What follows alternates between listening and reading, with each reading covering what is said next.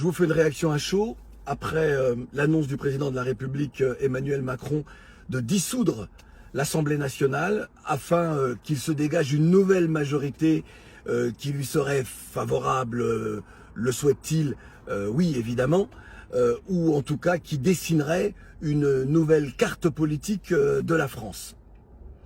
Si nous en sommes arrivés là, le président de la République en porte la responsabilité. Mais volontairement, je vais mettre tout ça de côté. On va pas venir dire qui a tort, qui a raison. Qu'importe, c'est la réalité française aujourd'hui. Une réalité qui s'écrit dans ce racisme qui se développe depuis si longtemps entre lois iniques, celle contre le séparatisme et le communautarisme, la loi immigration, la suppression de François, ce que l'on fait subir aujourd'hui au peuple kanak qui ne demande qu'une chose, c'est de reprendre sa liberté. Et ça me paraît le plus important, l'absence de millions de Français et de Français afro, métis et autres, de prendre part à la vie politique française, à s'engager dans ce pays-là qu'ils disent être le leur, puisqu'ils y vivent, ils y payent des impôts, ils y apportent leur talent, et ils sont, les afros donc, ma communauté, incapables de faire autre chose que de jouir, de prendre du plaisir, incapable de se dire il est temps d'entrer dans cette bataille-là, dans cette bataille politique, de prendre notre place pour que nos enfants vivent mieux ici. Moi, c'est à eux que je pense ce soir. Parce que vous êtes responsable de l'extrême droite qui passe son temps à glaner des victoires comme ça, jour après jour dans ce pays-là. Pourquoi? Je pourrais évoquer celles et ceux qui se comportent mal. Mais ils ne se comportent pas mal dans le regard des autres, ils se comportent mal pour eux-mêmes, pour leur famille, pour leurs parents, pour leurs enfants, entre incivilité et tout ce que vous pouvez dénoncer. Ils sont responsables de la montée de l'extrême droite en France, parce qu'ils donnent des arguments pour que des Français, leurs concitoyens, votent à l'extrême droite, même des afros votent extrême droite. Aux Antilles, à La Réunion, à Mayotte, en Guyane et en France hexagonale, des gens votent à l'extrême droite. Ils sont afros parce qu'ils en ont marre de comportements de d'autres afros. C'est hallucinant. Hallucinant.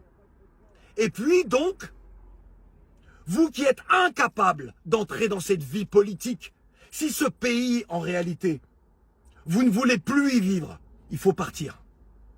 Non mais je vous le dis comme ça, il y a des millions de gens, de Français afro, qui n'ont pas d'autre terre de repli que cette terre-là. À la fois ils respectent leur territoire d'origine, ils font souvent des choses dans leur territoire d'origine, dans le pays de leurs parents ou de leurs grands-parents, mais ils ont décidé que la France était leur pays. Alors jouez votre rôle. Arrêtez d'être comme ça, d'être juste des consommateurs. Regardez la publicité. Vous savez pourquoi on voit autant de noirs dans les spots de pub?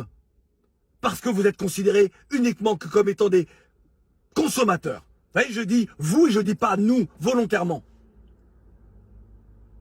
C'est-à-dire qu'à quel moment vous allez comprendre que s'unir pour bâtir, c'est grandir ensemble? Donc nous là, moi depuis 1 an et demi, je rencontre des gens, je fais des discussions avec des gens, parfois ça avorte, parfois on avance un petit peu. Parce que je suis à une croisée des chemins. Je me dis, mais avec qui je vais m'engager? Qui va suivre derrière?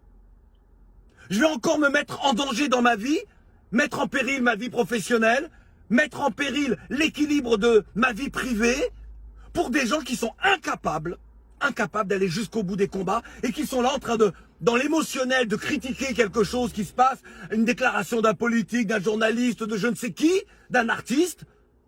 Mais lorsqu'il faut construire, il n'y a personne. Il n'y a personne. Vous êtes français, vous avez une carte d'électeur, vous payez des impôts, mais vous êtes incapable de partir au combat. Mon projet, c'est de vous réunir. Qu'importe que les gens disent que c'est un parti, un mouvement communautaire. On s'en fout.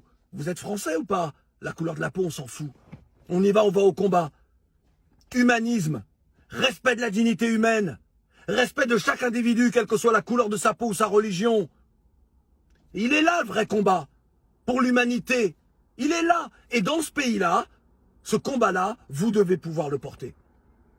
Vous êtes responsable si le Front National, vous voyez, j'arrive pas moi, pour moi le Front National c'est le Rassemblement National. Vous êtes responsable si l'extrême droite est si puissante en France, par votre inconséquence, par votre absence de posture, de décision prise pour entrer dans l'arène. Vous êtes responsable.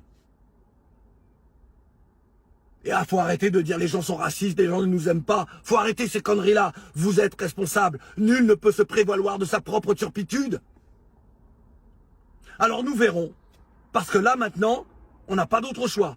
Le président Macron, ce qu'il fait, il ne veut pas être celui qui en 2027 aura permis à l'extrême droite d'arriver au pouvoir. Donc il fait quelque chose de très simple.